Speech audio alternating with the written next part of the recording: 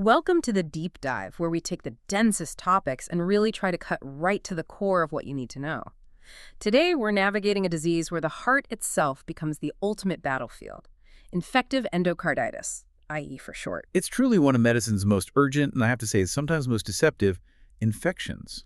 We're talking about a disease where common bacteria, the kind that can live harmlessly on your skin or in your mouth, somehow manage to colonize the most critical, high-pressure parts of the body. The heart valves. The heart valves. And when they get there, they create these nasty, complex structures called vegetations. Our mission today is to understand the precise mechanics that turn the heart's smooth lining into, well, a biological fortress for bacteria, and who's most susceptible, and why the disease pattern is so globally dangerous. Right.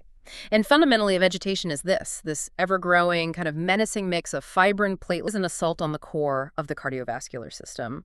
Our mission for this deep dive is to move beyond just the definition and really unpack the precise step-by-step mechanisms. The pathophysiology. Exactly. We want to understand how common bacteria can cause such devastating destruction. We'll get into why the heart, which seems so resilient, is actually surprisingly vulnerable in some ways. And how the specific germ determines whether the patient faces an immediate crisis or a much slower, grinding decline. Right. Okay, let's unpack this. Because when you think about the heart, it's pumping a huge volume of blood constantly. If bacteria are in the blood, a condition we call bacteremia, why don't they just get washed away? Yeah. Why is the heart surface, the endocardium, sticky enough for them to land in the first place? That's the core paradox of IE. It's not just about the bacteria being present. It's about the bacteria needing a very specific, pre-prepared landing zone. Right. The fundamental sequence, and this is really critical for understanding the disease, is endothelial injury. Then the formation of a sterile clot, which is then seeded by bacteremia. That leads to the infectious vegetation. So the damage has to happen first. The heart itself provides the vulnerability. Precisely. That initial injury is often minor, caused by physical wear and tear.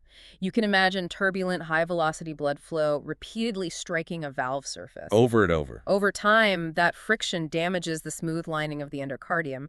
This exposed collagen and the tissue underneath act as an immediate trigger for the coagulation cascade. So platelets and fibrin rush in. They rush in and aggregate to form what we call non-bacterial thrombotic endocarditis, or NBTE. So that NBTE, that sterile clot, is the damaged airport runway, the sources describe. It's a cracked surface with high traffic. Not yet infected, but ready to be colonized. Exactly. This leads to a truly important question. If that structural damage, the NBTE, is so critical to starting the whole process, is it possible to stabilize that sterile clot to prevent infection? Or is it just an indicator of some underlying unfixable weakness in the heart? It's a little bit of both, but understanding the NBTE step is key because it requires the bacteria to have specific adherence factors. They need to be able to stick to that fibrin clot. Right. But let's circle back to why the valve is such a unique, protected spot for this colonization. This is the part that surprised me in the source material. Why do the bacteria prefer the valves over the muscle of the heart? Because of the unique anatomical structure of the heart valves, they are avascular. No blood supply. Right. Unlike the myocardium, which is richly supplied with blood and therefore packed with immune cells, macrophages, neutrophils, the valves have no intrinsic blood supply. So once the bacteria land on that NBTE clot and start forming the vegetation, they're building a fortress outside the reach of the body's primary defenses. That's it. They are essentially hiding from the immune system, even though they are surrounded by the very blood that contains the immune system. Wow. And once that vegetation grows, this complex matrix of bacteria, fibrin, platelets, the microbes start producing a protected biofilm. And what's fascinating here is how they protect themselves. The biofilm acts like an impenetrable shield. Which is why treatment is so difficult. It's exactly why. Standard 4U antibiotics, which rely on high concentrations reaching the target, often struggle to penetrate these mature vegetations. It demands weeks, sometimes months, of sustained aggressive treatment. That need for aggressive long-term treatment connects directly to the different ways this disease presents. We're not talking about one single infection. No. We're talking about a spectrum defined by how quickly the infection destroys the heart. This is the acute versus subacute split. Yes, and it's not just a difference in timeline. It's a difference in the sheer aggression, the virulence of the organism involved. Virulence is the deciding factor. So let's start with the aggressive one. Acute bacterial endocarditis, ABE. With ABE, you are talking about a disease that can progress to death within days to weeks. This is the immediate crisis scenario. And the dominant organism, which seems capable of starting this crisis all on its own, is Staphylococcus aureus. S. aureus is the most common cause of IE overall, and it is the definition of high virulence in this context. It doesn't necessarily need that pre-existing cracked one-way. It makes its own runway. It does. Yeah. It possesses potent enzymes and adhesins that allow it to attack, adhere to, and destroy a valve that was previously structurally normal. The speed of destruction is its hallmark. Rapid valve perforation, ring abscesses, and acute heart failure. The patient presents as profoundly ill and crashing quickly. Okay, so if S. aureus is the fast, destructive attacker that plays by its own rules, what does subacute endocarditis, the SBE, look like? SBE is an indolent, slower process. It evolves over weeks to months. The person might just feel chronically unwell, feverish, fatigued. And the key organisms here are the less virulent ones. Typically, viridans streptococci. That's the group we associate with our mouth flora, which brings us to the classic association with dental procedures. Absolutely. Viridans, strep-like S. sanguinis, is a low virulence organism. They are opportunistic and cannot establish infection on a smooth, healthy valve. They require a previously damaged structure. Like from old rheumatic fever. Exactly, or a congenital defect that creates turbulent flow and an NBTE landing pad. They survive by producing specific substances like dextrans, which are sticky polysaccharides that help them bind specifically to the fibrin on that damaged surface. So if we connect this to the bigger picture, ABE is an immediate, fast-acting invasion that targets even a healthy structure. Right. While SBE is more of a strategic, slow colonization that can only take hold if the defense is already compromised. That's a perfect way to summarize it. In ABE, you're trying to prevent immediate circulatory collapse. In SBE, you're chasing down a long-standing, often vague illness. And that distinction must matter immensely for predicting which valve will be involved. It does, which brings us to the geography of the infection. So we've covered the attacker and the timing of the assault. Now let's map the battlefield. The location in the heart seems to determine the rest of the clinical story. It absolutely does, specifically where the resulting destruction, the emboli, will travel. Okay. So in the vast majority of non-IV drug users, the infection occurs on the left side of the heart, the mitral valve followed closely by the aortic valve. And why is that? It's purely mechanical. Higher pressures and greater shear stress on the left side lead to more endothelial damage, creating more of those landing zones. Let's focus on the mitral valve first, since it's the most commonly infected valve overall. What's the biggest danger when a vegetation forms there? The danger is twofold. First, the vegetation rapidly causes severe valvular incompetence, leading to mitral regurgitation or misservar. The valve can't close properly. And because the heart can't handle that acute volume overload, the primary consequence is acute, life-threatening pulmonary edema, fluid backing up into the lungs. And the second danger? Emboli. Because the mitral valve is upstream of the entire systemic circulation, any emboli that break off travel immediately to the high-stakes organs, the brain causing a stroke, the spleen causing infarcts, or the kidneys leading to renal failure. That systemic embolic risk is terrifying. And the aortic valve has its own unique structural danger, doesn't it? Particularly with the heart's electrical system. Yes. The aortic valve is prone to one of the most feared complications, the perivalvular abscess. An abscess around the valve. Right. The aortic root sits right next to the heart's conduction system. So when an aggressive infection, usually S. aureus, causes an abscess that burrows down into the tissue, it can quickly interfere with electrical transmission. So you're saying a new heart block. A new heart block is a classic high-alert finding for an aortic root abscess that requires immediate attention and often urgent surgery.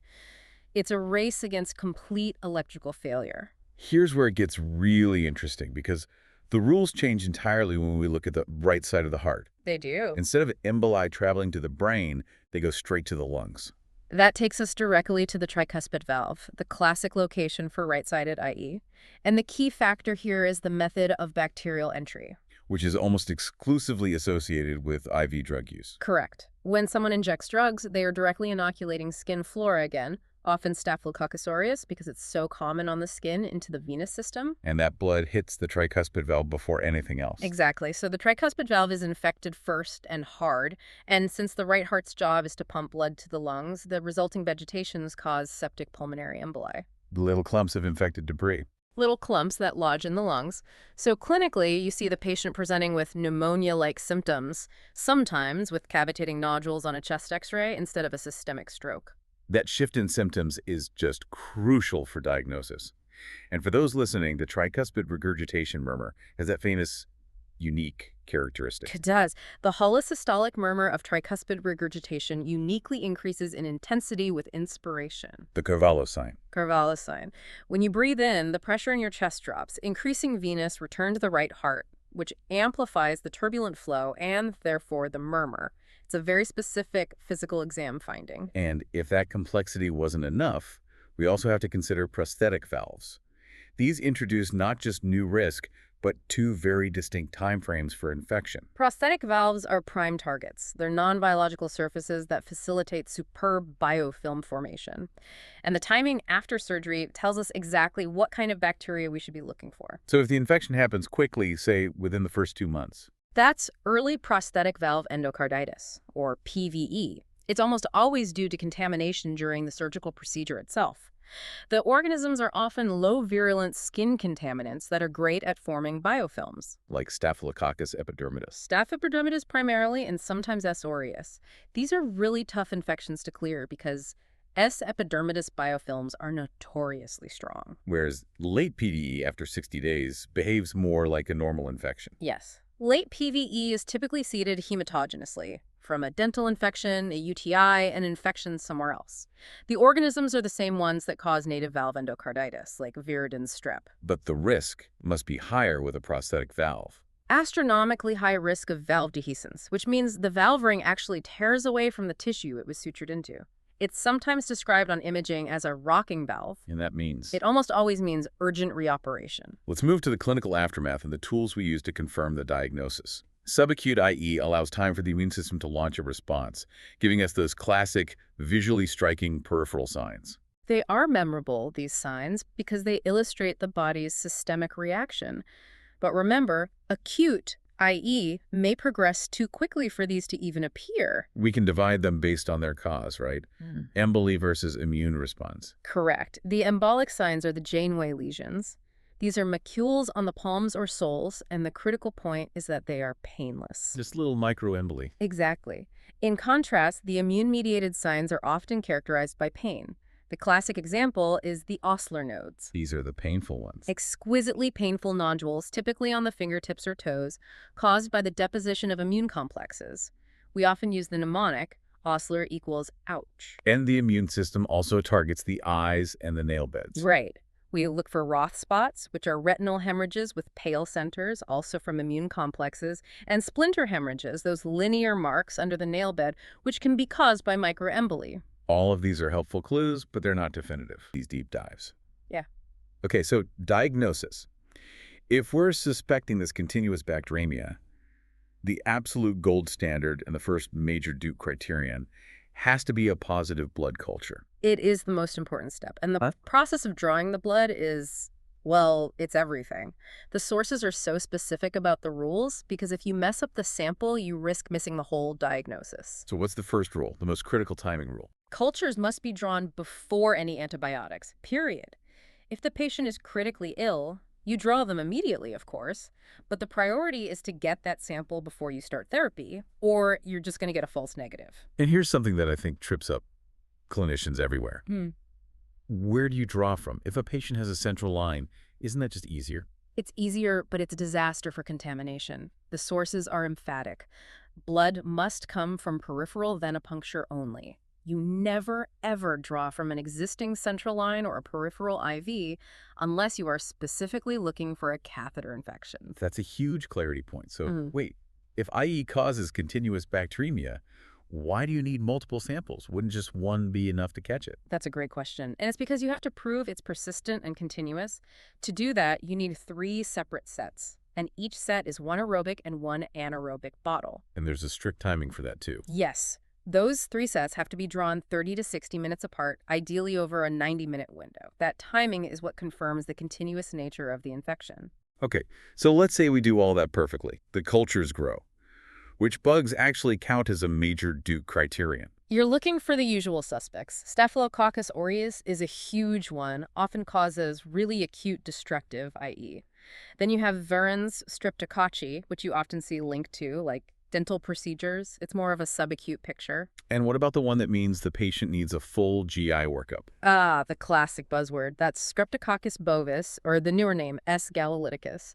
If you find that bug, you absolutely have to screen for colon cancer. There's a very strong link. Okay, so let's pivot. What happens if you do everything right, the cultures come back negative, but your clinical suspicion is still just sky high? That's a really tough spot. It usually means the patient got some antibiotics before the draw, or the bug is one of those fastidious ones that doesn't grow in standard culture media. Like the HACE group? Exactly. The HAC group or intracellular bugs like Coxiella burnetii or Bartonella, for those you're going to need specialized serology testing. That brings a lot of clarity to the micro side. So now we move from the unseen evidence to the physical proof of destruction. Our second major criterion, structural damage, found almost exclusively with echocardiography. Right, you have to see the damage on the valve. And we have two main tools. The first is the TTE, the transthoracic echo. It's quick, it's non-invasive, good for the right side of the heart or for seeing really large vegetation. But the TTE has a major limitation, doesn't it? It can miss things. Oh, it can easily miss smaller lesions. Its sensitivity is only around 60%. That's why the TE, the transesophageal echo, is the absolute gold standard. Right. By putting the probe down the esophagus, you get this incredibly clear, high-resolution view right behind the heart. You're looking at 90 to 100% sensitivity. It's just far superior for small vegetations, for abscesses, and especially for prosthetic valves. I remember a key rule in the sources about that. If a patient has a prosthetic valve and you suspect IE, you don't even bother with the TTE. You go straight to T. The metal in a prosthetic valve creates all these artifacts on a TTE that just obscure the view. T is mandatory in that group. Okay, so you get the T.